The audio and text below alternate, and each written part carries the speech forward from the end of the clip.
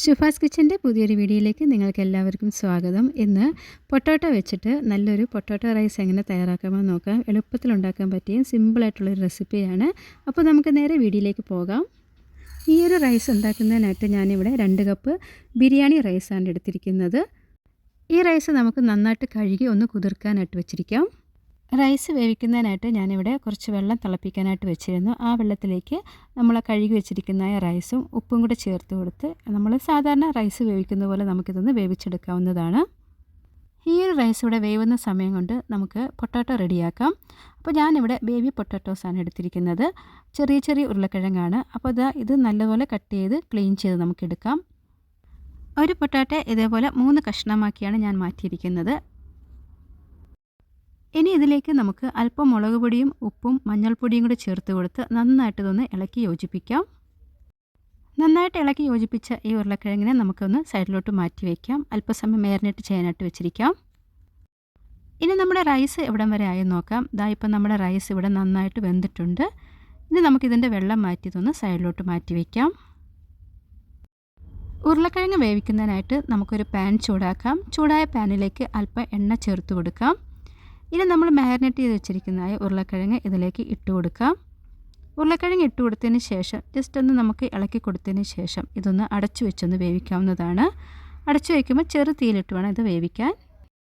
ഈ ഉരുളക്കിഴങ്ങ് അടി പിടിക്കാതെയും കരിഞ്ഞു പോകാതിരിക്കാൻ ഇതേപോലെ ഇടയ്ക്കിടയ്ക്ക് നമുക്കിതൊന്ന് മിക്സ് ചെയ്ത് കൊടുക്കേണ്ടതാണ്. ഇപ്പോൾ ഉരുളക്കിഴങ്ങ് നന്നായിട്ട് വെന്തിട്ടുണ്ട്. ഇത് നമുക്കൊന്ന് മാറ്റി വയ്ക്കാം. അതിനുശേഷം വേറൊരു പാൻ ചൂടാക്കാം. ചൂടായ പാനിലേക്ക് നമ്മൾ അല്പം എണ്ണ ഒഴിച്ചു കൊടുക്കുകയാണ്. ഈ ചൂടായ എണ്ണയിലേക്ക് അല്പം ജീരകവും വെളുത്തുള്ളി ഇഞ്ചിയും പച്ചമുളകും കൂടെ ചേർത്ത് കൊടുത്ത് നന്നായിട്ട് ഒന്ന് മിക്സ് ചെയ്ത് കൊടുക്കാം.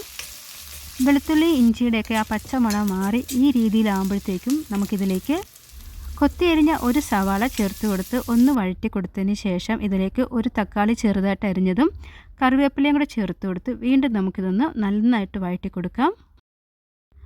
നല്ലതുപോലെ വഴറ്റിയ ഈ മസാലക്കൂട്ടിലേക്ക് നമുക്ക് പൊടികൾ ചേർത്ത് കൊടുക്കാം. അപ്പോൾ ആദ്യം ഇതിലേക്ക് അല്പം മുളക് പൊടിയും മഞ്ഞൾപ്പൊടിയും കുരുമുളക് പൊടിയും അല്പം ഗരം മസാലയും കൂടെ ചേർത്ത് കൊടുത്ത് വീണ്ടും നമുക്കിത് നന്നായിട്ടൊന്ന് ഇളക്കി യോജിപ്പിക്കാം. ഈ മസാലയിൽ അല്പം വെള്ളം ഒഴിച്ചു കൊടുത്ത് വീണ്ടും നമുക്കിതൊന്ന് ഇളക്കി യോജിപ്പിക്കാം. അതിനുശേഷം നമ്മൾ നേരത്തെ ഫ്രൈ ചെയ്ത് വെച്ചിരിക്കുന്നതായ ആ പൊട്ടാറ്റോ ഇതിലേക്ക് ഇട്ട് കൊടുക്കാം. വീണ്ടും നമുക്ക് ഇതെല്ലാം കൂടെ ചേർത്ത് നന്നായിട്ടൊന്ന് ഇളക്കി യോജിപ്പിക്കാം.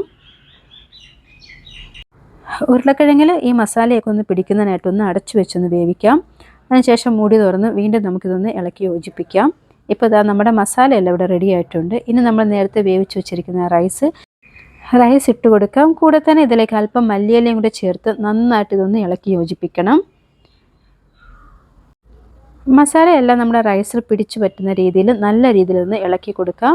1 മിനിറ്റോളം സമയം നമ്മൾ ചെറു തീയിലിട്ട് നമ്മളിത് അടുപ്പൊന്ന് അടച്ചു വയ്ക്കാതെ തന്നെ നന്നായിട്ട് ഇതൊന്ന് ഇളക്കി യോജിപ്പിക്കാം. കുട്ടികളായിരുന്നാലും വലിയവർക്കായിരുന്നാലും ഒരുപോലെ കഴിക്കാൻ പറ്റുന്ന നല്ലൊരു പൊട്ടാറ്റോ റൈസാണ്. നിങ്ങൾ ട്രൈ ചെയ്ത് നോക്കുക.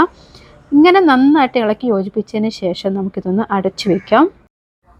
ഒരു 2 മിനിറ്റോളം സമയം ഇങ്ങനെ ചെറു തീയിലൊന്ന് അടച്ചു വെച്ചതിന് ശേഷം നമുക്കിതിൻ്റെ അടുപ്പ് തുറക്കാം. ഇപ്പോൾ നമ്മുടെ പൊട്ടാറ്റോ റൈസ് ഇവിടെ നന്നായിട്ട് റെഡി ആയിട്ടുണ്ട്. നമ്മുടെ വീട്ടിലുള്ള സാധനങ്ങൾ വെച്ചിട്ട് എളുപ്പത്തിൽ ഉണ്ടാക്കാൻ പറ്റുന്ന ഒരു സിമ്പിളായിട്ടുള്ളൊരു പൊട്ടാറ്റോ റൈസാണ്. നിങ്ങൾ ട്രൈ ചെയ്ത് നോക്കുക. ഈ റെസിപ്പി ഇഷ്ടപ്പെടുകയെന്നുണ്ടെങ്കിൽ എൻ്റെ വീഡിയോയ്ക്ക് ലൈക്കും കമൻറ്റ് ചെയ്യാനൊന്നും മറക്കരുത്. അപ്പം വീണ്ടും പുതിയൊരു റെസിപ്പിയായിട്ട് ഉടനെ വരുന്നവരെയും ദൈവം എല്ലാവരെയും അനുഗ്രഹിക്കട്ടെ. ഇനി നമുക്കിതൊരു ബൗളിലേക്ക് മാറ്റാവുന്നതാണ്.